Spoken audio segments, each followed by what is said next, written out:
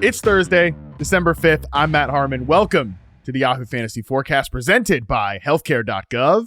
And it is, oh, baby, it's a hell of a day to talk ball. And join me to do just that is Nate Tice. Nate, welcome back, buddy. Missed you last week. What's going on? Not too much. Yeah, healthcare.gov as I'm clearing my throat before we start this podcast every single time. Just make sure you get your flu shots and your updated boosters and everything. I just want to, parlay or work off of the sponsor to just say, to give my own little PSA, give your own little message, because colds are going around. I'm just getting over one. Make sure you stay up to date on all that stuff. But I'm doing great, Matt. I was going to say, number one, sponsor, very happy with you. It's sixth season. As you are a person with a child, so you are very susceptible to becoming sick. As a childless person, happily a childless person. I am a non-father figure. I am very disease-free, sickness-free. Literally never felt better, Nate. So I can't relate. My son is obsessed with brushing his teeth right now, which is cool. It's a good habit to have, and reading. He's big into reading right now. It's great, but the obsession with brushing his teeth is not just with his toothbrush; it's with my toothbrush as well. He likes going in the bathroom and just going, teeth. And then, I guess we have the same germs. Yeah. And then when he has a cold, though, guess who catches that thing instantly? Me. This guy does. Yeah. So something cute. And I was just like, well, this is not a great PSA for washing hands and not spreading germs or anything like that. But yeah, when you have a child, sometimes it's not your choice. You just want to make them happy, and that's one of those my sacrifice that I made. It's so funny you mentioned that, and we will get into the show here in a second. But my niece is also going through the same thing. She's about 1.5 years old. She'll be 2 in February, so actually coming up on 2. She said to me the other day, she goes, "I'm 2. No. Try again. No, you're not yet." But anyway, so she's obsessed with brushing her teeth too, to the point that when we were at my sister's house for Thanksgiving, especially like a couple of days, so she literally every time we goes back to the bathroom, like, teeth, like, brush your teeth, and it's like, all right, it's your turn. I think I had shift 4 with her brushing her teeth, to the point like she will not stop. Like she will get upset with you if you try to take her away from doing it. So I mean, hey, the kid, look, the latest generation, the kids are all right, man, with the brushing the teeth thing. I know dentists are happy. Dental hygienists. Well, maybe they're not. Maybe it's just going, it's too clean. Can't get that cavity in there now. But no, it's a good habit. Just give them a Bluey toothpaste. They love. Does your niece love Bluey? Yeah. Yes, it's amazing. No, not Bluey. She's into like all that stuff. But I don't think she's got the toothpaste. Bluey's actually fantastic. It's really? Australian kids show. I highly recommend it. But Bluey toothpaste, and you get the toothbrush, and it lights up. And then, and now it's a game. So it's a good habit. There's a lot worse habits out there. It's a good habit to have. Yeah. So I will gladly stand as he brushes his back molars for the 40th time in the day. Incredible. Well, yeah. Good start. Dental hygiene has definitely shifted from when I was a kid, at least what I remember. Yeah. Also shifting, Nate Tice, is what we're going to discuss here in the Fantasy Film Room. We will, of course, get to all of our usual segments, what Nate is nerding out about. We'll get to our injury report segment. We'll also preview Thursday Night Football. But in the main discussion here today, we're going to talk a little bit of defenses that are shifting, or it's time for us to recalibrate our expectations for these defenses based on recent performances, because this is important, Nate. The fantasy playoffs are coming up, right? And people do this all the time, like early in the season. It's like, hey, look at that playoff schedule. Look at those defenses there. You got this team. Oh, man, that's a juicy matchup. Or, week 16, that defense is kind of a stay away. Well, changes pretty quick around here, all right? And that is definitely the case with some of these offenses, but it's important to talk about the other side of the ball here for some of these matchups that people are going to have to consider over the next few weeks. So we're going to try to take like a next month plus look at this, looking at some of these defenses that have changed recently. So I just went back to week 8 and just did the top 10 defenses by EPA per play.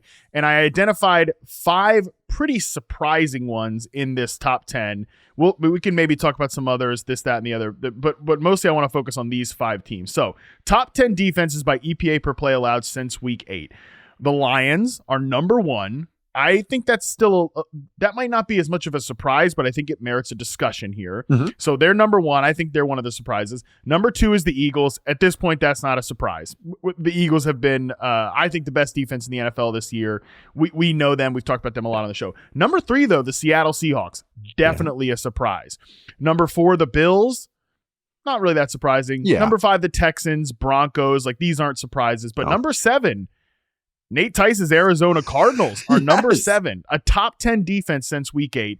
Number 8, the Dolphins. I still count them as a little bit of a surprise. And then the Vikings, not a surprise. But number 10, the Dallas Cowboys. Yes. That is a big surprise because, Nate, that is one of the matchups that people definitely circled like, oh, playoff schedule, the Cowboys are on there. That's pretty juicy. But at least since week 8, they've turned it around. So I want to talk about those 5 teams in particular, but just general thoughts on defensive transition as the year has gone on.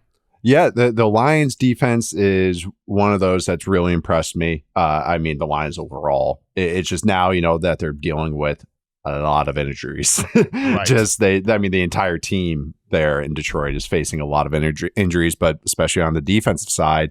And it's ones where, when they have multiple injuries, stacking up into one position. Here it's linebacker for the Lions. They still have good players there, Jack Campbell. And then I believe they signed David Long, who was last with the Dolphins and everything. But they have an injury to Malcolm Rodriguez, who was placed on IR.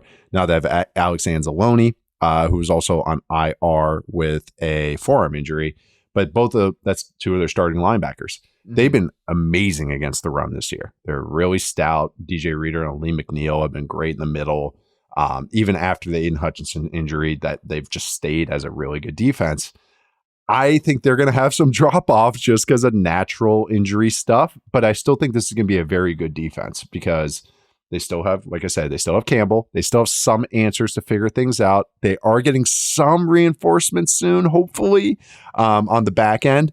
But I do think that this defense, it's just that they just got hit with some injuries. But they might be more of a 10th-ish defense than this number 1 EPA per play. But this is a good defense. This is real. The numbers match the eye test here.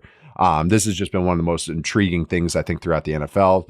How much big bodies the Lions use, how they play a ton of man coverage on 3rd and 4th down, and a lot of teams just can't beat it because they're just so aggressive. They have a lot of guys that can win against that. So, this Lions defense, you can catch them every once in a while, but they're going to make it a slog on the ground and then make it boom bust through the air on passing downs. But I think the injuries will catch up just naturally the next couple weeks, but I still think this is a good defense, but maybe not that number 1 tier.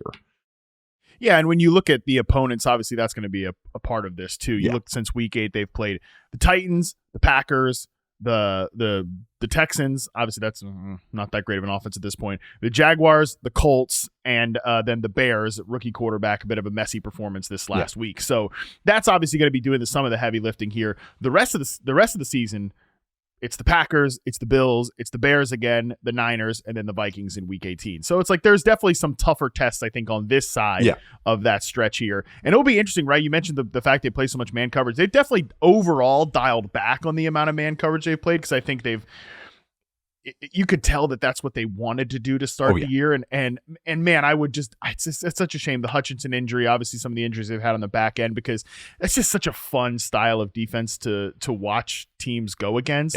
Yeah. It's like I always say I don't know if I've said this on the show, but I always really like watching receivers go against the Colts, Nate, because it feels very familiar. It feels like, this is the old bar I used to come to when I was in my 20s. Yeah. They've got the same specials, all that. Because it's Gus Bradley does a little bit different, but not too much different from what was going on in in the early 2000s and stuff like that, or the mid 2010s with the Legion of Boom and things like that. So it's like this. It reminds me of watching receivers when I first started charting for reception perception.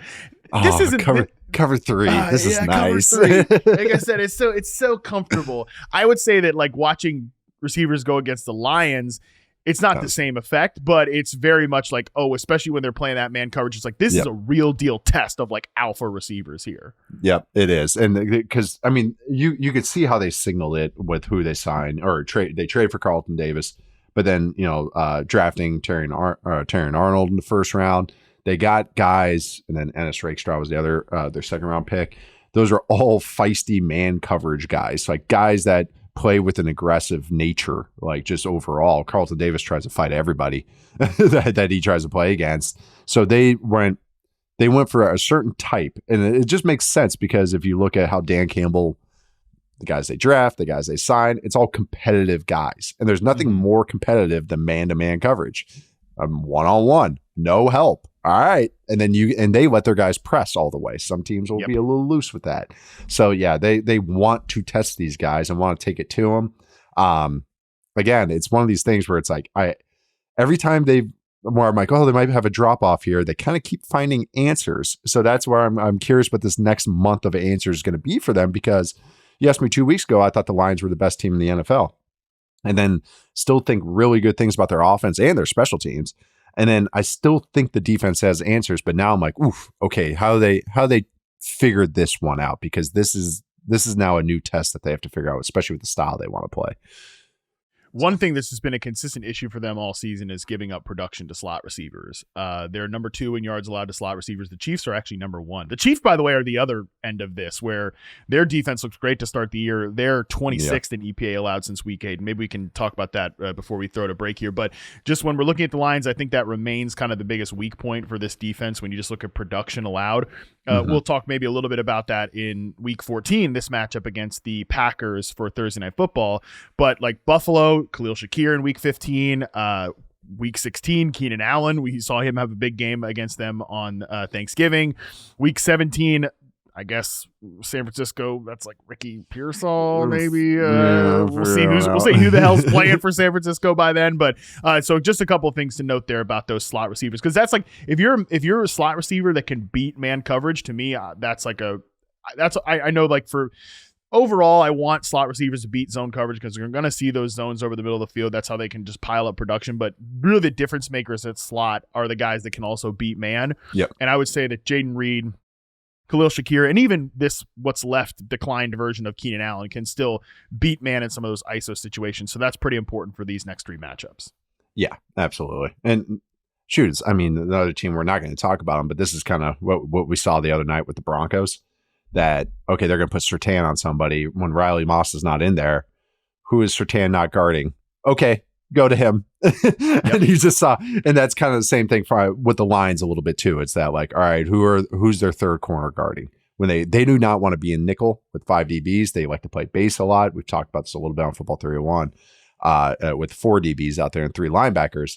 That's why this is even more interesting that they have linebacker injuries. So now do they play more nickel? Play more of those guys that they maybe weren't keen on putting out there. They have other guys, like I said, on the back end, maybe coming back in the next couple of weeks. So we'll see how that kind of goes. All right, let's talk about one of the teams that kind of inspired this segment for me, which is Seattle. They're number 3 in EPA per play allowed since week 8. And it's funny because they're one of these teams that, what a journey we've been on with them, because first few weeks of the season, it's like, their defensive numbers are great. Then but their opponents weren't very good. And then they started to play some tougher teams, and it was just not a good product there. Basically from like week 4 to week 8, they're one of the more generous defenses in the league. They're 21st in EPA allowed since from weeks 1 to week 8. If you cut those first 3 weeks out, weeks 4 to week 8, they're like the 29th ranked defense in the league. But then they've come back here recently. It's looked really good, especially against Arizona, who they're playing again this week. So pretty critical to break down there. What's gone into this defensive sort of, I don't know, like just the improvement here the last few weeks? Yeah. First off, Mike McDonald, the head coach's defensive game plans are going to take a minute to kind of sink in. They can be complicated on the back end. They're going to be very hyper specific. Very hyper specific. Very great wording there. But they can just they're really week to week, and they get better with time as the players get more comfortable. You can see the back end really feeling that. But then they went and traded for Ernest Jones, who was already traded earlier in the season from LA to the Titans, and then they get him from the Titans. But it's a great cutoff for this exercise because they traded for Ernest Jones in week 8. So, and you mentioned you have the stats for EPA per play being 3rd, and with Ernest Jones on the field, it's just the on-off splits are just ridiculous. I know that can be noisy and everything, but when the guy's on the field every snap, once he's traded for, it's like, it doesn't matter. Not only just the EPA per play with Ernest Jones, they're 7th in success rate, or if that was the whole season, they are 5th in EPA per play overall. Just that number, if you just stack it up for the entire season. So with Jones and with this defense and being so multiple, I know that's kind of can be a jokey word, kind of overused word, but it is a multiple defense. Okay, we're running cover 3 here. Okay, we're running man. Okay, we're doing this simulated pressure. Okay, we're doing this blitz. You need guys down the spine, slot, linebackers, safeties that can be multiple, that are smart. Just be in the right spot, just be in the right gap, because it just how they use their bodies matters just as much as the talent level. Ernest Jones is a solid linebacker, better against the run. And then against the pass, he just knows to be in the right spot. And you could feel the difference with him on the field, especially against the run. They got big bodies up front. Byron Murphy coming back from injury too has helped as well, their first round pick. But Leonard Williams is playing the best ball of his career. They have guys that can keep. He is balling beyond just the interception return last week. He's played extremely good football for this team. He's been like, if you just look, like we do like a half season awards and everything. If we just did quarter 3 of the season awards, he's the defensive player of the year. Like if you just had the last like 3-4 weeks, that's it. Defensive player of the third quarter, Leonard Williams. But those guys keep the linebackers clean. But when that happens, the linebackers have to be right. Like they can't go rogue. Even if they don't make the sexiest tackles, they at least have to be the body has to be in the gap. Ernest Jones is in the gap. So that is the difference really that's going on, is that their spine has been rebuilt. The back end does really nice things. Devin Witherspoon, Julian Love, Tyreek Woolen's just whatever at this stage in his career. He's kind of up and down, but he can do some nice things. But really the back end is smart. Now they get the linebackers figured out. The defensive front can get some pressure. They bring some cool blitzes. That's really the difference, is that this defensive scheme is sunk in to the personnel, where now they feel comfortable in it. And now they upgraded a huge glaring weakness from poor to, I'd say, above average to maybe good for Ernest Jones, but that's a huge difference. And that's really made the big difference. And you can see it with the stats and see it when you watch them on the eye test. 6th in rushing success rate allowed since week 8, which again, if you just actually look at since the bye, they've been even better than that. And it's not as if they've played like joke teams either. Depending on what you think of the Jets, but still, they've got some talented players.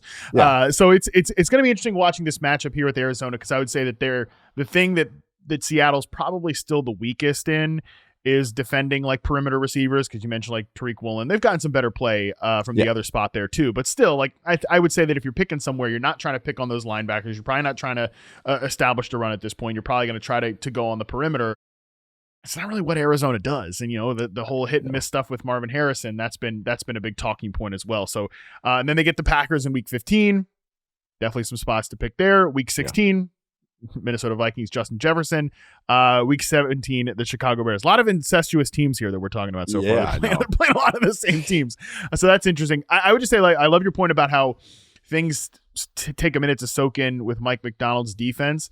That's just kind of true with this whole Seattle team, I think, overall right now, which we talked about this a couple weeks ago on 301, that they're my pick, I think, right now that I feel the best about to win the division. Or at least among, it was funny, but that was before the Cardinals game, and maybe I did say the Cardinals then. But right now I still feel the best about Seattle, because I think they've figured out their defense. And even if you look at week 8 on the offensive side of the ball too, all 5 of those games, JSN has been the leading receiver, and that I think is a big turning point to kind of like, okay, we should do this more with our offense and less of the like just emphasizing deep shots. Yeah, the offense is cleaned up a little bit. The switches along the offensive line, Abe Lucas coming back is huge, but the center switch to after Williams retired to Oluwatimi has been huge. Mm-hmm. Like he has solidified them so much. It's not all great, but the second half of the Jets, they're really a good second half team. We've talked about this before, but they really are. They adjust really well on both sides. The second half against the Jets was really encouraging as far as what their run game looked like. It was clean. Guys are going to the right spots. They're winning one-on-ones. It's not just pure scheme stuff. And like, that's the encouraging thing, was just, okay, mental things are one thing, but like if you just lose one-on-ones physically, then it's just like, all right, what else can we do? So winning one-on-ones is like, oh, okay, all right. So I'm with you that the Seahawks they're putting together good stuff, even if it's some incomplete stuff, like the first and goal sequence that ended with a sprint out pass on 4th and goal. But other than that, there's some good stuff happening with this team. They're just the line coach has been a little disappointing to me. I will say that. Yeah. But yeah. The whole run game and the offensive line is just it's not. I don't know. There's a lack of detail. It's a college O-line coach, and I was giving him a chance, but it looks like a college O-line coach is coaching this team, like as far as just the offensive line stuff. Just there's some lack of detail stuff that's a little. They have to clean it up in the offseason. Not saying fire the guy, but they have to clean it up in the offseason. Do you have any thoughts on how this rematch with the Cardinals will go with this team? Because that can transition us to the next team we're going to talk about is Arizona. Because this game in particular, I think was the one that caused me to say to Colin, like, hey, let's put a pin in this when we come back after Thanksgiving. I want to do a film room episode with Nate on this defense turning around and Arizona too. But because I was expecting like a lot more, I'm just straight up was expecting a lot more offensive fireworks in that game based on kind of what I was liking seeing from Seattle, and then also Arizona, what they were doing coming off of the bye, and 16-6 was the final score. I know 16-6 with 17 first downs and 15 first downs. It wasn't like they got a fluky red zone turnover or something like that. I'm excited to watch this game again. I like the scheme on all 4 sides here, so it's kind of fun. Sorry, special teams, but I think that game is that the Seahawks defense beat the crap out of the Cardinals run offense, which is no one has really done. At least that consistently. What was it? It was like they only had like 2 successful runs on the entire game, which is absurd. James Conner, just from his standpoint, 7 carries for 8 yards. Yeah, and it was tough defense. They were on their stuff. They're really playing the pullers really well. When I watch it, that's what you want out of the Seahawks. The Seahawks defense is that it's hyper specific with the game plans. Okay, you do this, we're going to do this. Now. It's interesting though. I don't really like when 2 teams play each other in 3 weeks, like 2 times in 3 weeks. I don't know, but these staffs will be interesting because they adjust so well. I think there will be more points here. I did think the Cardinals did do some nice things. They just kind of weren't all the way, couldn't get over the hump kind of feeling when I was watching this game. They were able to move the ball a little bit. Just the run game was such a slog. Like you already brought up the point. It's like the outside hitting stuff has to be there. That's where some teams have gone after this Seahawks defense. Even last week, the Jets offense, like Devontae Adams had a couple nice moments on the outside. Devontae Adams, Marvin Harris Jr., not putting them in the same breath, but just saying both outside receivers. So I don't know, like that game surprised me too. I do think that both of these defenses are so much better and so much more improved than people realize. I just think the Cardinals will have a few more answers and maybe not get caught in this one, in this matchup. But I do think it's gonna be a fun one where kind of a 24-20-ish type game, if I had to predict it. Just a little more scoring. Maybe not a total shootout, though. No, I think that sounds about right. It'll be interesting to see if they can get that run game going there, because not only do the Seahawks play the Cardinals this week, typically a very good, disciplined run team. They get the Packers in week 15. And the Packers have just... They're great on these gap scheme runs. Yep. Josh Jacobs is balling out right now. So I'm interested to watch these 2 weeks to see if we can test this kind of Seahawks run defense that's just been so good in recent weeks. All right, let's get to the Cardinals and their defense, because this is definitely something that I think people are not talking enough about, is the way this defense is played. But before I do that, I wanted to share this stat from Aaron Schatz.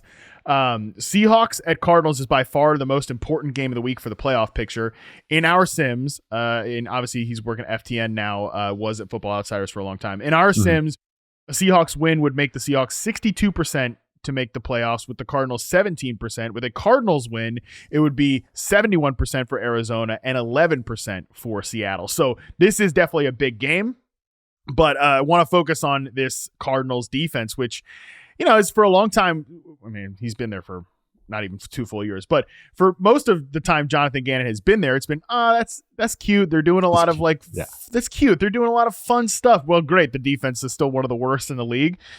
In this sample size we're dealing with since week 8, they're the 7th defense in EPA per play allowed. Why is that?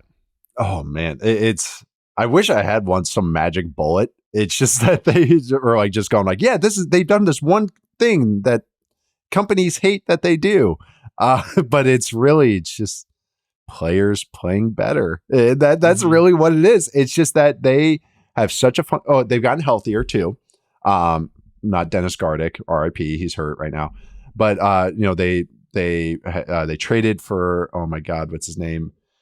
Baron Browning.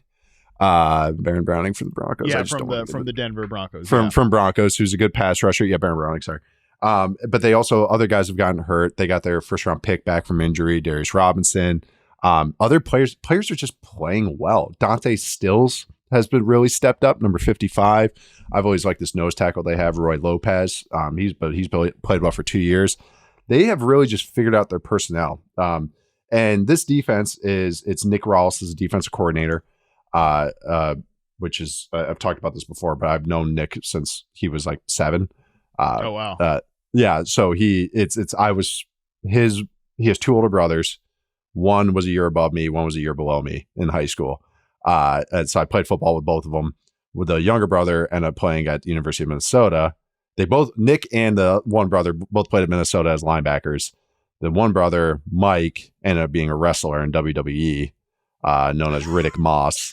They're great people. Yeah. So I've known Nick though, and he was 6-7 years younger than me, but I've known him for a while. And so it's kind of cool to see him kind of rise up the ranks to be the freaking youngest play caller in the league right now. Yeah. And he's trying. Like, that's what it was kind of cool to watch last year. Is like they try stuff, it's just not good, and they get gashed. Like, even watching week 1 against the Bills, it's like, all right, that's cool, I get what you're trying to do there, but then they are still getting gashed. It's just that now players are playing better, and they're playing just more sound, and also just the personnel they have is unique. Like a guy that kind of like encapsulates it. Sorry, I've been waiting to talk about this, so I'm pretty excited. Zaven Collins, former first round pick from Tulsa. Is he an off-ball linebacker? Is he pass rusher? No one can really figure him out. This defense gets in there, and Rawls gets in there, and they kind of use him as a hybrid player in a true hybrid sense. Sometimes you're an edge. Sometimes you're lined up over the guard, and we're going to drop you into coverage. Sometimes you're lined up over the guard, and you're going to be part of this twist. Sometimes you're going to cover the running back, and sometimes you're going to be the deep running cover 2 pole player. And they've used these hybridness. Buda Baker's another one. And they weaponized it. Okay, we'll just get a bunch of these mixture players and just have one true defensive lineman and 6 linebackers out there and just run funky stuff. We don't know who's going into coverage. We don't know who's blitzing. They caught Sam Darnold in the Vikings pass protection several times last week. They did really well with the blitz. And they're tackling better. They're just not letting up those big gashes that were happening before. It was so boom bust before by design, because they were just like, this is how we have to win. Now they're winning down to down. They don't have to be as funky on first and second down. They don't have to do some of the craziness stuff and, mold these guys around, move them around, have them flying every which way. So it's just that they just become a more cohesive unit as guys have gotten healthier. They've gotten some reinforcements, and just players understanding the scheme and trimming out some fat. So I've actually been surprised. Like, I mean, they're 9th in DVOA, and I've noticed that they've been better, but I didn't realize it was this much better. I thought they'd be more like, oh, they're 17th, 18th now, as opposed to 29th, 30th, 31st, like they were the last year and a half. So really, I wish I had, again, they're doing this one scheme thing. They're just doing a lot of still the funkiness and still a lot of the cool exotic looks. It's just that these players are now just understanding exactly how to be used and what they're doing. It kind of sounds like the inverse of what we talked about yesterday on 301 with the Bengals, where you're just giving a lot of snaps to a lot of young players, and yes, nobody's getting better. Like, just nobody's improving. And then here in Arizona, they've been given a lot of snaps to. I mean, a lot of those names you read out, and you just look at like the depth chart. I would guarantee, like, probably people that listen to this podcast are smart, all right? But I would guarantee probably like 80% of those, that might be generous, like 80% of the people listening to this couldn't like name 5 of those dudes before you started listing off the players. It's not other than Buda Baker, it's not a lot of big names on this defense. Maybe people remember Zaven Collins from when he was drafted, and that's a great like anecdote, because that's been one of the interesting things to watch, is the way he's been used on this defense. But it kind of sounds like, just listen, there's a process here. We're going to do this. We're going to do some funky stuff here, and it's going to look really bad for a little bit. But the longer we do this, the more time we have on task, the more this can turn into positive results for the overall unit. I also, Nate, do not have like a silver bullet of this is why, but this is at least interesting in kind of prepping for the show. I did notice that since week 8, they are number 1 in man coverage rate on 3rd and 4th down since week 8. And that's pretty stark opposite from what we saw early in the year. Which was all cover 2, right? It was like, No, oh, wow, that's a really good stat. And yeah, coverage wise, they've just been better. I wish I just had like kind of like this is the coverage they're using now, but maybe that's what it is. Just maybe some more man stuff and maybe just changing up their blitzes, because so many of the blitzes and the simulated stuff would be zone pressures. And that can get gashed, I think, sometimes more easily because you're voiding a spot. Okay. And if the quarterback can find it, boom, done. That's a big play. So maybe going to more man coverage actually is a good little change up that they're using. So that's a good little stat. Yeah, 4th fewest in weeks 1 to 7 on 3rd and 4th down in terms of man coverage, 5th most since week 8. So that's at least interesting. And just teams they're coming up playing, obviously Seattle. JSN's the only one that really did anything for them offensive wise, and that makes sense. We've talked about him as like a man coverage beating slot receiver, so that makes sense there. Patriots in week 15. Don't have to really worry about anybody. I was going to say, like a lot of man coverage there. Watch out for the 55 yards to Pop Douglas, Right. Or, maybe he gets to 65. He is a better man beater than a zone beater, which is weird for a slot guy, but still. Panthers in week 16, Rams in week 17. That's obviously one to watch. Yeah. They do a ton of stuff to beat man with Puka Nacua lately. Have you seen Puka Nacua's like per route stats lately? It's like bonkers. Oh, really? So I'm writing about all the NFC West teams this week, and do you know that Stafford is the best quarterback against zone in the NFL, like success rate wise, and he's a bottom 5 quarterback against man, stat wise. Yeah, well, and if you look at the zone stuff for the receivers, Nakua's 33% targets per route run against zone, and Cooper Kupp is 31.3. So that's like. They're both top 5. They're both top 5. Okay. Yeah, I got it right here. Okay. So, excuse me. Yeah. So Stafford's had 52 dropbacks with Kupp and Nacua on the field against man coverage. He's 14th in dropback success rate. I'm sorry. 16th in EPA per dropback. Overall, like I think it was even with them on or off the field, he was bottom 5 against zone. 97 dropbacks, 52.6% success rate first. The league average is 45%, 14% explosive pass rate, and then tied for 7th in EPA per dropback against zone. So it's like, and you watching the Saints game is what kind of like maybe go like, they're on the Saints were doing a ton of man, and the Rams were kind of having some issues with it. So that's kind of like why I started pulling at that thread. It's so nice when you see something eye test and then you look at the stat and you go, ha ha, there it is right there. Cause that was the one. I know we're talking about the Cardinals and the Seahawks, but yeah, the Rams are interesting too, just to see how what they're doing on offense.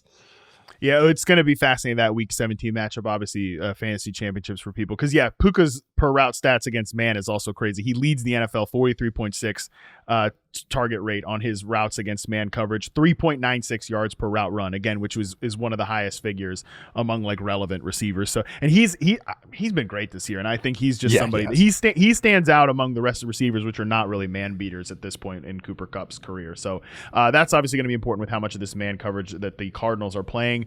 Let's quickly touch on the Dolphins, just because I don't know if they really qualify as like a surprising defense, but maybe for me, I've been slow to the update on the Dolphins defense being as good as it's been this year.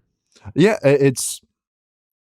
Dolphins have been one of the most confusing teams for me. I know we've talked about it a little bit, Charles and I, when we've talked about it. It's one of those where it's like, oh yeah, they have really good players and they don't run they do a scheme that's like puts them in good spots. And I know that I'm not saying anything crazy here, but that's really what it is. It's like, oh yeah, Jalen Ramsey's pretty dang good. Oh yeah, Calais Campbell's playing like found the fountain of youth this year, but then Zach Salier, Jordan Brooks was a great signing for this defense. This feels right. They've looked like a top. I mean, ever since the Tua injury, this has looked like a top 12 defense, I would put it, and really one that's just made it tough on a lot of teams. You got to credit, what the Packers did on Thursday, and I think they got some cold weather boost in that game. I think the Dolphins missed like 20 something tackles. But I do think this is a good defense. It's just that we talked about this yesterday with the funeral episode. It's just the Dolphins kind of feel I won't say they've totally given up, but it's just kind of, I don't know. That last Thursday game was kind of like, oh, okay, this is it. They kind of made their bed for the rest of the season. Yeah, and I think it's interesting that this defense has played well pretty much all year, even when the offense was completely going in the tank, which I think has to drive some of those veteran guys on that side of the ball pretty crazy. Yeah. They do. Right. Their final stretch is interesting. They get a lot of teams that in the beginning of the year would have looked like, oh, this is a tough offense for a defense that makes it tough. Right? Well, they get the Jets, in week 18, and they get the Jets this week. They get the Texans in week 15, the Niners in week 16, and then the Jameis Winston Browns in week 17. So that could be another 4 touchdown, 3 interception game with Jameis there. You feeling lucky? Yeah. It's in your fantasy championship. You're gonna go against Jameis in the fantasy championship would be a fun one. Oh my God. Yeah. What a life. Jameis Winston, right, baby. Hey, he won. I had the Broncos defense in the fantasy league and it won me the game. And they had it was like a 2-point game. 32 points. They had Njoku. So it went Njoku touchdown. And I was like, oh, pick 6. Njoku touchdown. Oh, pick 6. My game couldn't been more one side, big play, both sides on that one. So yeah. So if you want to go against Jameis there. This Dolphins team overall is just one of those where it's like, I want more from them, like in the sense where it's like I want them to achieve more because I do like so much of what they do. I like some of the players, but again, I think Bradley Chubb is practicing again. Maybe this week. I think I just saw that. Don't quote me on that, but I think I did. But that's another guy like him and Jalen Phillips being hurt. Okay, cool. Like imagine if they were playing for this defense. Right, this defense would be freaking top 5, top 4. But the fact that they're playing this well, even without those two, is just significant. Chop Robinson has had a great year. Really come on as a rookie too. Like he's got a lot of pass rushing juice. So kind of just want to mention that it's a good defense. It's just they're in a tough situation. Just because we talked Jameis Winston, now I have to share the stat because I was hoping to find a place to say it on the show. This is from @OptaStats on Twitter. Jameis Winston threw for 497 yards tonight, obviously Monday night. The Broncos had 171 interception return yards against him. The 668 combined passing yards plus interception return yards off of his passes is the most by any quarterback in a single game in NFL history. What a stat, and what a perfect Jameis Winston stat. That's a great stat. Oh, that's so fitting. That is just like a perfectly fitting one. That or it'd be like he set the record for touchdowns, and it's like he threw for 5 and he threw 3 pick sixes or something like that. Like those would be the perfect. Maybe he'll do it against this Dolphins defense in week 17. Don't rule it out. All right, final team we're going to talk about here is the Cowboys. Which when I put this on the doc, I knew there was like a 1,000% chance we'd get a note from Colin on this. So I will share. I don't often share producer Colin's notes, but I will here because this is a good one. So shout out to Colin. You get your Christmas bonus this year, buddy. Producer Colin note: this game against the Bengals, obviously here in week 14, will be the first time Overshawn, Bland, Diggs, he's got a groin injury, but he's probably going to play, and Micah Parsons will all be on the field together ever. And you mentioned that Overshawn has played well lately, Nate, yesterday on 301. Deron Bland being back is pretty huge. So that alone, just getting dudes back, might be a reason that they find themselves as the top 10 defense here since week 8. And I think that's really, this defense looked what I imagined them looking. I maybe playing against Drew Lock helps a little bit on Thursday. But that helps a little bit. And then the rest of that Giants team, I'll call them a team, I guess. Giants group. I don't know if I want to call them a franchise. But even when we did Men in Blue. Yeah, Men in Blue. Yes. The New York Football Giants, the New York football team. When we were doing our kind of funeral stuff, I looked up a stat. Our funeral stuff. I looked up a stat on the Cowboys. With Parsons on the field, they are a top 10 defense too. Not even just, this is going to break down pretty neatly.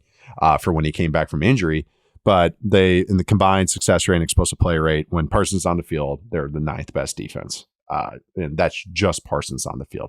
So you're mentioning that getting all these guys back. I mean, that the DeMarcus Lawrence injury has been kind of underrated. I feel like nationally, what a hell of a player he is, especially against the run. And he's a good pass rusher. He's not elite, but a good pass rusher, but just such a good run defender.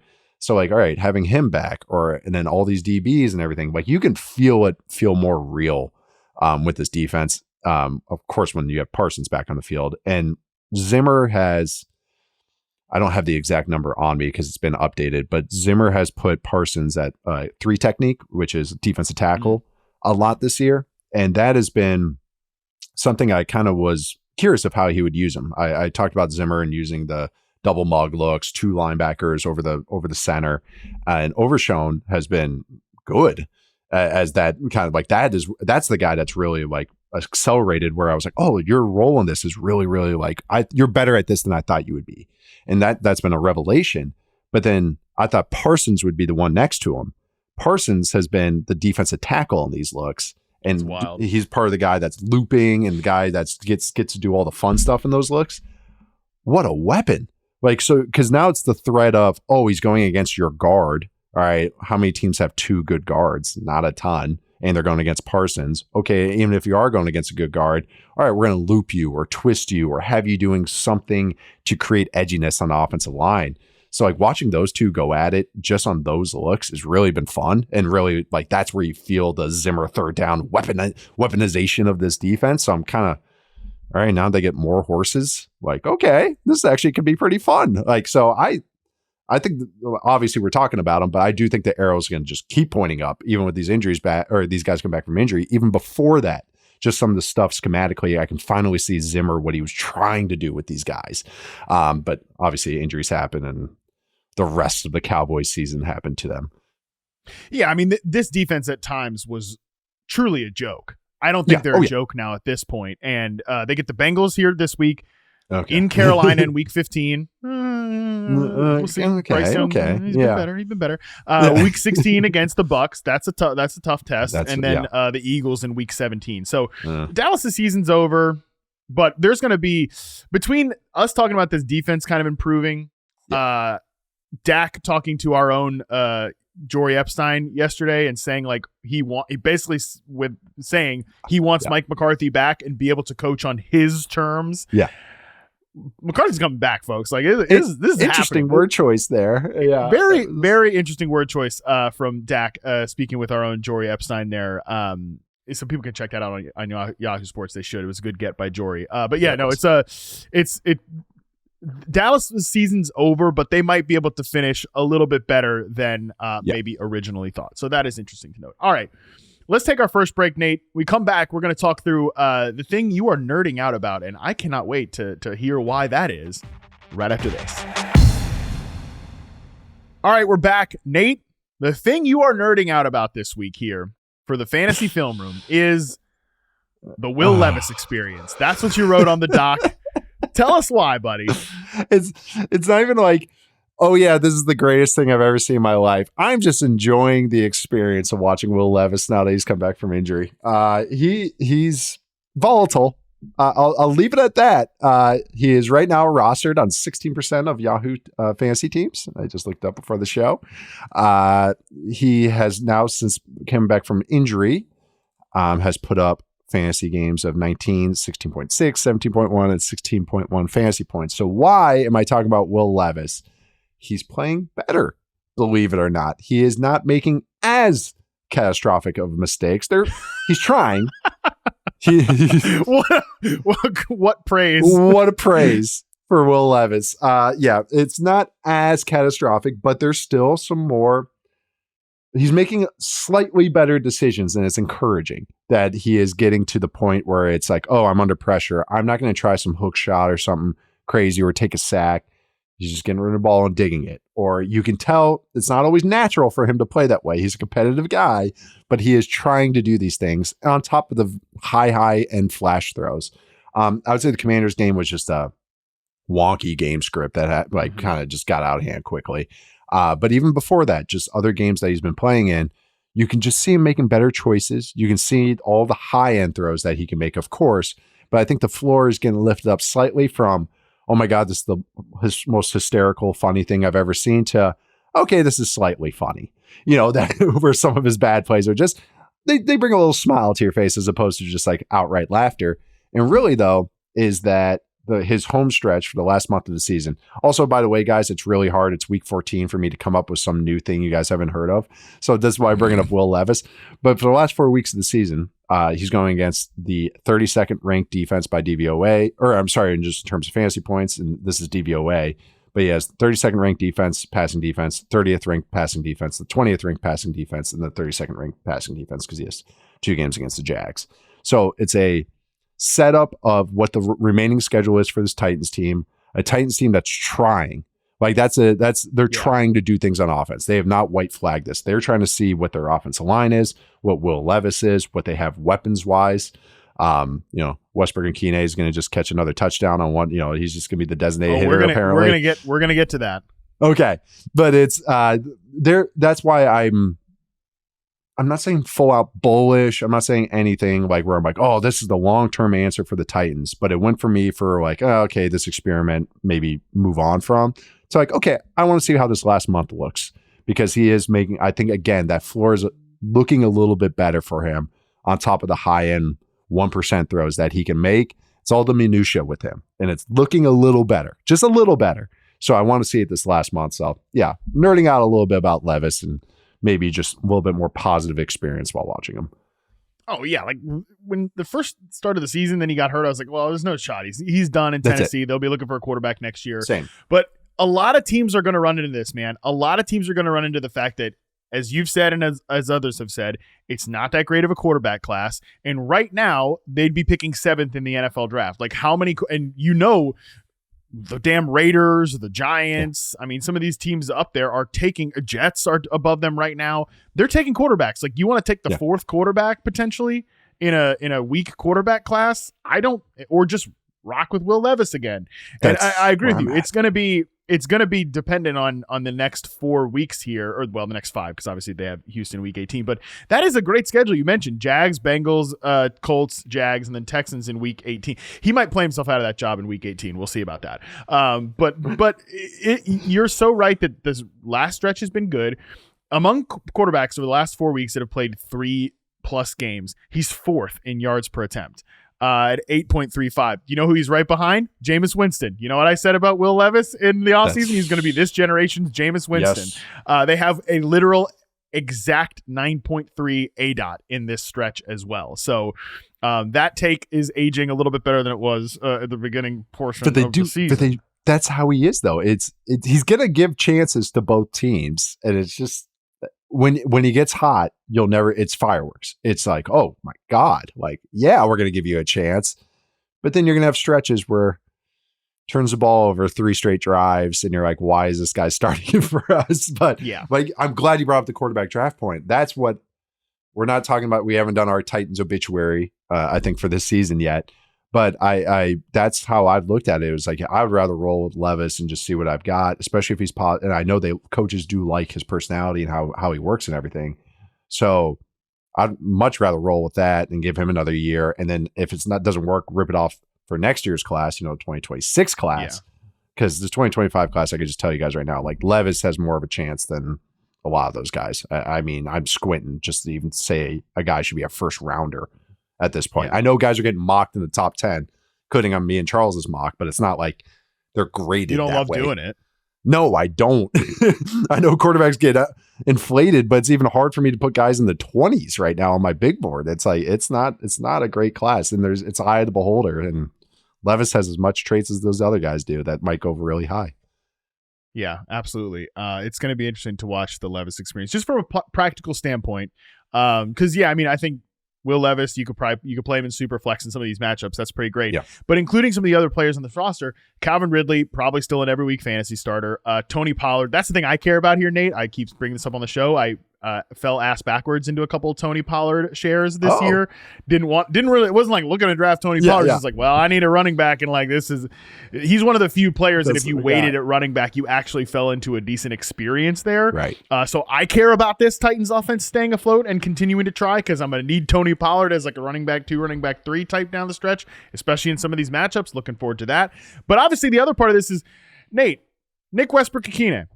What's the deal? Because I have no take. I have no take on Nick Westbrook-Ikhine. And like I've said this on the show before, I'll say it one last time. I swear I won't say it after this. He is such a random player, Nate, that not only have I never charted him for reception perception, and I've charted some weird players over the last decade plus. Nobody's ever asked until like the last few weeks. Nobody's ever been like, "Hey, Nick Westbrook-Ikhine kind of play." This is not the first time he's played a lot of snaps for the team. No, he's been out there before. He's kind of. I've said that he's sort of like the Darius Slayton to the Giants, where they keep trying to not play him, but then he just finds his way onto the field all the time. Field. Yeah. But before this stretch, nobody's ever asked me to chart Nick Westbrook-Ikhine, who also has like the most needlessly long name in the NFL. I'm tired of saying it so much. What's the deal? Do you have? I have NWI doesn't really like that doesn't roll off the tongue. Yeah, like it sounds like I did something. I had too many beverages or something. Yeah, right. Sounds like someone I got to plead out in court or whatever. Anyways, Nick Westbrook-Ikhine, do you have a film take on him? Because I do not. Nope. It's no. He's 27. It's kind of this is what he is. He's getting like he's deserving of a roster spot. In real football terms, but I think right now it's just circumstances with how they're doing so many shot plays, and then he's the vertical guy on those, and Levis is going like, yeah, I'll take him. I'm going to take my alert. I'm going to take my vertical. I know Ridley's hit a couple, but it's a lot of posts, a lot of overs. He's to me, he's a vertical guy, outside vertical winning guy. And I think Levis just pairs well with him. But I think it's right now, the touchdowns have just been, crazy high because of just the circumstances of the play. But I have no real opinion on him. I'm not saying a guy, you got to stash him. You got to do anything big. Cause I just think because he's not just a guy. I don't want to use that slur. He's just more like an average starter to me. I'm not not a needle mover. He's just a big. I'm not afraid. Benefiting from circumstances. I was going to say a victim of circumstances. Benefiting from the circumstances right now and just what's going on. So no real film takes on him. Just a vertical stretching guy has a good quarterback that's working out for him. Yeah, shoot. It's something. I don't know. And I don't think I'm about to chart Nick Westbrook either. So, we'll see what happens. All of his stats are like right in line with his career rates too. It's like nothing, he's just catching touchdowns. And like, hopefully if you gotta like find your way to starting him, I think your team might be in a little bit of trouble. But hey, he'll probably score another. He's definitely going to score a few more touchdowns with that schedule down the stretch. Jags twice, Bengals, Colts. So I don't know. I guess you could do worse. I don't really even know what to say. It's a dice roll. Yeah, the Will Levis stuff is really interesting, both from a long-term perspective, from a dynasty perspective, but also just the rest of the season. That is, if you want a reason to stay engaged with the Titans, which I actually thought they were going to make this segment about like defenses that improve, but their defense has fallen off a little bit. Right. I know. So that'll get them in more of these like potential high scoring shootout games over the next 4 weeks. So if you want a reason to stay engaged with the Titans beyond the fact that we're rooting for Tony Pollard, because I said we're rooting for Tony Pollard, the next 4 weeks, like watching Will Levis and see if he can hang on to this job long term is a reason to do it. It's just so funny looking at Levis stats. And actually I was talking to Charles about this before the show, is that like all of his success rate stuff is never going to be high because he is just the ultimate grenade thrower. He's just like He's as boom bust as it gets. And that's why the Westbrook-Ikhine thing's funny. It's like, yeah, he might get a touchdown on it, but he also might finish with 1 target for 0 yards. I just looked it up because I was like, maybe there's a stat. So since week 9, he's last in dropback success rate. Okay. So last. And this is me saying that he's playing positively. He is 14th in EPA per dropback, above Bryce Young, Kyler, Justin Herbert, Darnold, Jaden Daniels, Drake May, Geno Smith, Caleb, Cousins, not that hard, Stroud. Rodgers. Rodgers is dead last since week 9. He's just below Stafford. So it's like that's how he is though. It's not going to be down sexy, but he might get you for a nice 60-yard touchdown, nice boom bust for your receivers. Honestly, now I'm rooting for Levis to stick in this job next year, and I'm rooting for like 1 or 2 more receiver, like some interesting rookie and maybe like a wayward vet, like in the Jerry Jeudy, what he's getting with Jameis Winston right now, to go to Tennessee, because we need more of these dudes in the NFL, Nate. Because it's the juicers. Listen, I'm probably like biased towards receivers and stuff like that because of the work I'm doing, but it's so frustrating watching film on these receivers and charting them and be like, these guys are open like I don't want to, I'm trying to be careful with my language and my words here, but like, can somebody please like just be a big boy and throw the ball down the field and like just be okay with making mistakes? And I know coaches are listening to me being like, no, do not make mistakes. Or Eberflus is losing it at home listening because he's got time to listen to podcasts now. He's like, no, we can't have the quarterback make a mistake. No, we can't be doing that. Like these guys like Jameis and these guys like Will Levis, that's why they're Ponzi schemes. They're pump and dump schemes for these receivers. Like get in there, juice up the numbers, and then get out. I don't need the nickel and diming. I just need launch balls. I just want to see some bombs getting thrown. I'm with you. It's did you ever play Halo? Oh yeah. Yeah. Actually, it's the only I haven't played video games in like, and I'm not saying this to be like, look at me. But I haven't really played video games consistently in probably like a decade. What have I been doing the last decade? I've been charting routes like a dork. So I'm not taking a victory lap on this. The only time I got back into video games beyond playing like Mario Kart when I was drunk was during the pandemic. I played like all the 3 original Halo games again. Oh, nice. Well, I was going to say it's Rockets only at Hang 'em High. That's yes. Yeah, that's Will Levis. That is Will Levis. And these quarterbacks, we need more Rockets only at Hang 'em High. I don't need pistols. I don't need any of that. God, you've never said anything that's hit hard. I know. A reference that finally went over the fence with you. There it is, baby. Yeah, no, you got to stick with like video games from the era when I was in middle school. Not 99 to 06. Yeah, I got you right there. Thank you. That's perfect. Okay. No more baseball refs. No more basketball refs. Tom Thibodeau minutes usage references. Yeah. Yes. Thank you. That would be preferable. See, we're learning each other. We're getting. It's only week 14. We'll get there. Only week 14. And I did not expect us to have a long Will Levis discussion in week 14. No, it's good. But that is what happened here. So I'm interested now to see what happens with this team over the next month and then into next season. But for now, we're gonna take our final break. When we come back, we'll get into our injury report segment and our Thursday night preview right after this.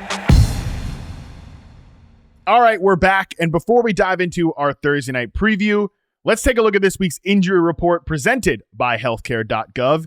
Each week, Nate and I pick one injury we are monitoring that could have a major fantasy ripple effect this week. It can be a defender that leaves a matchup to exploit on offense. It can be a starter that goes down opening up a role for a backup. It can be anything. And this week, Nate, my pick, I mean, it's got to be Isaac Guerendo of the San Francisco 49ers, because this is why you lift all them weights, right? This is why you stash them backup running backs, even though he's the backup to the backup, and that really doesn't logically work out here. But because so injuries happen, chaos hits the running back position, and people get elevated. So perfect example of this is Isaac Guerendo here for the San Francisco 49ers. The Niners offense is obviously not what we want it to be. It's not what we thought it was going to be coming into the year, but still, this has been an efficient run game. It's been a productive run game at time, even if it hasn't been the weaponized explosive unit that we thought. But I will say, though, I don't know much about Guerendo, Nate, but I do know he's got juice. He's explosive. He can rip off big runs. We've seen that this year. I'm curious, like, you have obviously more exposure to Guerendo. Who is he as a player? Yeah, as he had some time at Wisconsin before transferring to Louisville. No, he can roll. I mean, anyone that can look at his 40 time, go look it up. He had one of the fastest ones at running back in this year's class. His vision is just okay. I'll put it at okay. So he can be kind of a boom bust running back. But the thing when you're in the 49ers offense is you're going to get chances at it. He might need a pathway sometimes to get there. But I think what the 49ers do, some of those outside hitting runs, some toss runs, gives him the runway to kind of pick up that speed and roll. But that's what he is. He is a flyer, a glider too. His running style is more like that as well, where he's striding out as opposed to maybe just an explosive, really, bursty, choppy type of guy. So that when you're this circumstances of the 49ers, he's going to get those touches. Like it's not going to be the 8 to 10 touch. Okay, maybe you break one. So he's going to have some frustrating 0-yard gains, 1-yard gains because he might miss a hole. But he can break one and he might pop one and he's going to be alive. Any running back in the Shanahan offense is going to be live, but he could really be one where he can break a 60-yarder, a 70-yarder, which is different than when Jordan Mason's been in there. Really couldn't be any more opposite than Jordan Mason. Yeah. And now McCaffrey hasn't really played much this year, but Guerendo gives a little bit more of that explosive play element than maybe when Mason was in there.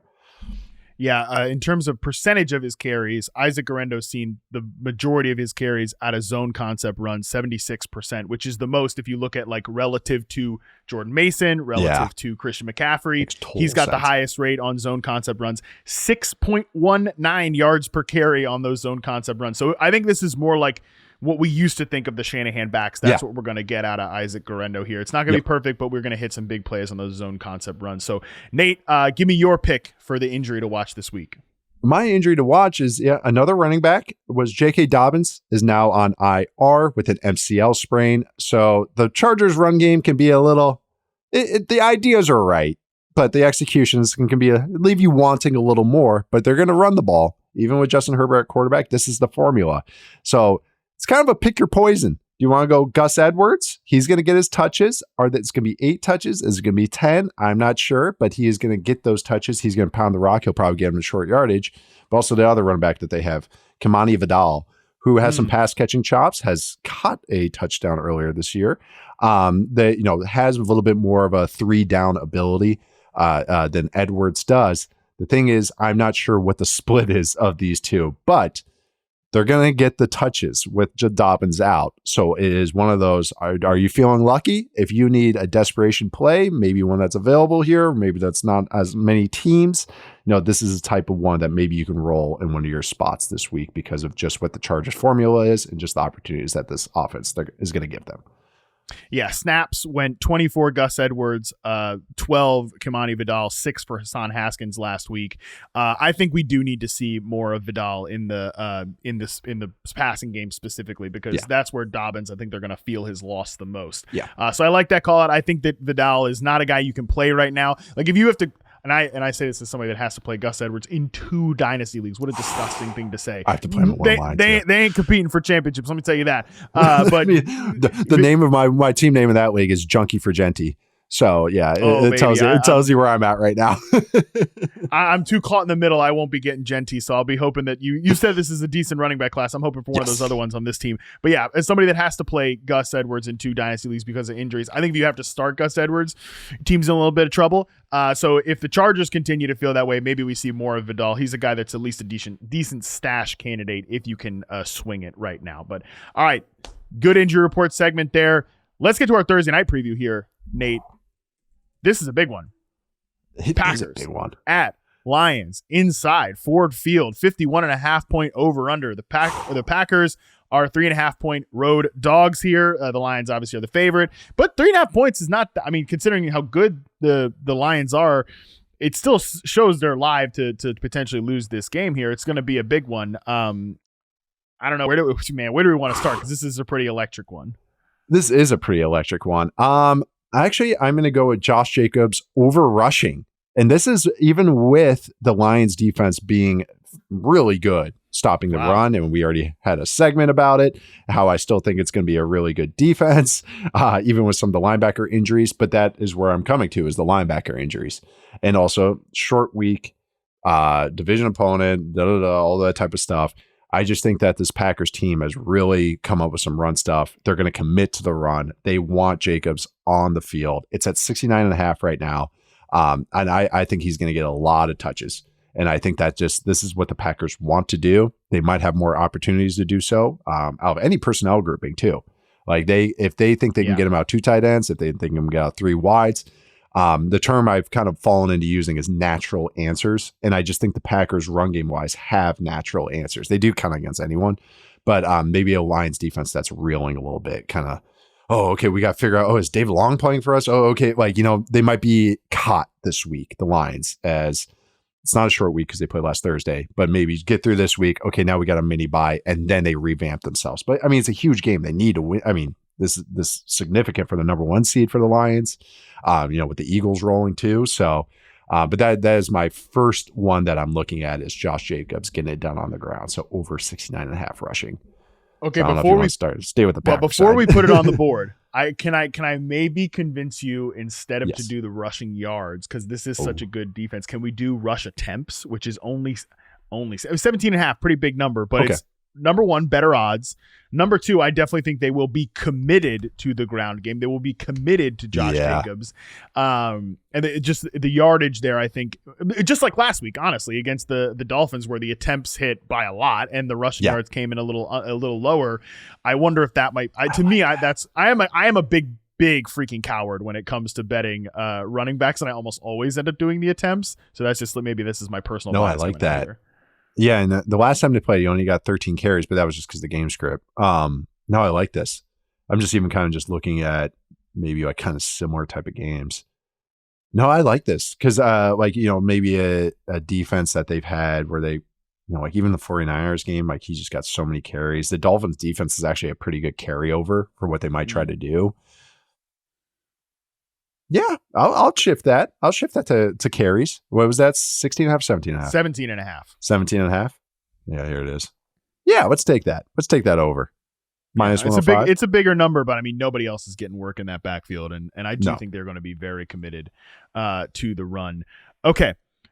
I got one here, unless you got another one. We'll just jump off here. My favorite one though is definitely Jayden Reed over 48.5 receiving yards. I'm hunting another Jayden Reed spike week. We got one last week, but we didn't get a lot of yards, which is nice here because I think we get a lower number. I think he can get 50 yards in this damn game.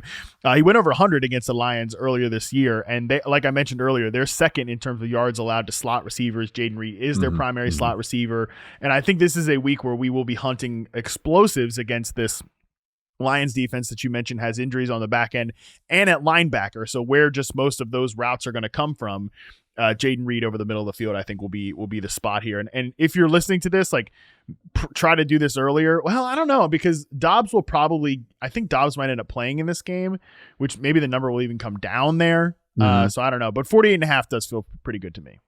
I like that. I looked up some, I think actually for our little healthcare.gov thing last week, I was looking up the stats of how the Lions were against the slot. I think they were 30th in success rate or something of that sort. So I really, really like that one. And anytime you get to cheer for Jayden Reed, that's just fun. Yeah. That's the type of game that you want anyway. So I'm with you on that one. I'm trying to think. Let's put that one on the board. I'm with that one all the way. I don't know any other Packers ones I like. Like Love stats are just so hard. Yeah. Because they launch stuff. So it's like yards wise, I could see him only going for 220 because he only hits a couple throws and they run the ball a bunch. Or I could see him going for 350, if he gets hot and they catch him. So like he's kind of a stay He's number away one in yards per attempt in that like Will Levis stretch that we were talking about earlier. The last 4 weeks, he's number one in yards per attempt. So it's like he's only dropped back 73 times, but he's averaging 10.26 yards per attempt. He just launch everything. I know, and then like this is the type of defense that he might get that. So maybe like. Oh, I don't know. The yards is at 252.5. And that's like, God, that's a good number. God, you guys in Vegas are really good at this. Did you see actually before we move off this, did you see our buddy, I think it was JP Acosta tweeted the Charmander evolution from Will Levis, Jameis Winston to Jordan Love as the Charmander, Charmeleon, and Charizard. It's perfect that we've talked about this because I wanted to find a way to bring that up on the show. But that is like, hey, this is a show that's made some Pokemon analogies this year too. So that is like right in that. See, that's in my wheelhouse of references. That is perfect. Yes. Yeah. Jordan Love is the Charizard of that because I love watching him play. I really do. Like Love is just entertaining to me because, and I think some people get on me about this and they're like, oh, you're just like the big arm guys. It's not so much like, oh, a guy with a strong arm. It's a guy that's willing to use it. Like, that's why I get frustrated with some other quarterbacks in the league. I'm like, well, you can make that throw. Try it. Love sometimes is like, well, you don't have to try everything. You don't have to go to the festival and try every drug. That it's just, but that's kind of how he is a little bit. Man, I just want to bet on him, but just like throw a bet out because I just think he is entertaining. But these numbers are just a little too high. Like, pass attempts under might be another one. It's 33.5. But that's the thing too, is I could see a game script, a game path that unfolds that they go, oh, okay, they're low in the run. Okay, we're going to be just chucking it and then just do. Or they get down if their defense can't stop anyone. So I'm kind of staying away from Love. Yeah, I hear you. That's just tough again because of just the volatility. Here, if you want to have a bad time betting an under, what do we think about potentially Jahmyr Gibbs under 66.5 rushing yards? Here's my logic on this. I'm with you. Threefold logic. Number one, Packers since week 8 are actually 5th in rushing success rate allowed. They've been a good run defense. 2, they split this backfield anyways. People were nonstop whining and complaining about Jahmyr Gibbs averaging 9. I was like, you can tell that the Thanksgiving watchers are out in force here. It's like, Jahmyr Gibbs should request a trade. David Montgomery has 20 plus carries and he's averaging 9 yards. I'm like, congratulations. I guess you never watched the Lions before once in your damn life. All right. Anyways, that's number 2. And number 3, this is let's go down conspiracy island here. I don't know if you've seen this, that Jahmyr Gibbs, I guess, posted on TikTok, like some language or whatever on the whiteboard. Maybe he gets like 1 quarter in the doghouse for giving away the state secrets, even though Dan Campbell's like, I don't care. Post everything. He's saying all the right things. He's supporting his guy, but just maybe a little bit more Montgomery, just as I'm not saying a punishment, but a light doghousing for Jahmyr Gibbs. I like that. That went from a real to dumbass reasons for this bet, but those are my 3-pronged reasons. I liked it though. You're covering the bases. I like the light doghousing is a great phrase. Just a little light doghousing on them. Also that whiteboard thing, it's one of the some of the phrasing is pretty fun. There's a couple in there that they should be. I'm surprised they haven't gotten in trouble for. But with what the code words were. But the still got to stop it. I haven't even looked at it. Yeah. I'll tell you one off air. I don't want to get in trouble. But anytime there's a bootleg or naked code words, it's always like these coaches are always the same. Filth bombs. Naked always leads into centerfold and playboy and hustler and just I know, dude, it's just you got boomer coaches, man.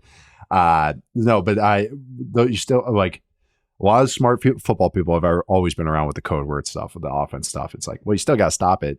And so that's what Dan Campbell basically said. It's like, yeah, they can have it. I mean, we all have each other's stuff. You still got to stop it. That's why maybe there's a light dog housing, but this is, I don't think it's going to be one of those where it's like, oh, they hate him. They're going to they're never going to play him ever again. I do have a Jahmyr Gibbs one I like. Okay, go for it. Over catches. 2.5. It's minus 120. Oh, 2.5. Yeah. That's how they're getting him out of the doghouse. Once they doghouse him, he doesn't, and he's so ripping off a 50-yard run now because I'm in. Oh yeah, absolutely. Yeah, 100%. First quarter, but too. Yeah, first quarter, first carry of the game, 50-yard touchdown, Jahmyr Gibbs. No, he's after his light doghousing. Like, hey, Jahmyr, we love you, buddy. Let's set you up a couple screens here. Remember, you're part of the whole deal. Yeah. It all works together. I love this narrative we're building here. So stupid. Yeah. They first play they put him out on the field. They're like, all right, we'll get you on a little choice route here. Okay, cool. There you go. But no, there's actually some scheme stuff here. Just the Packers. They like to play single high. The linebackers can be left. Quay Walker can leave some to be desired with some of the choices he makes. And so I think Ben Johnson might attack that and maybe look for some of those choice routes or something of that sort and get and even cover 3 and single high stuff can lead to, okay, all right, quarterback goes back, Goff's looking, okay, well, they're playing over the top. All right, I'll just check it down. Just make him play patient. So Gibbs there as well as for over reception. So that's my narrative that I'm building on that sense. I see a Tim Patrick 21.5 yards line. Good to see Tim Patrick making the board. Oh yeah. When can we need the Allen Robinson over 0.5 catches. we bet the mortgage on that. No, my last one though is just because the odds are really good. Jared Goff over 1.5 touchdowns at minus 110. Okay.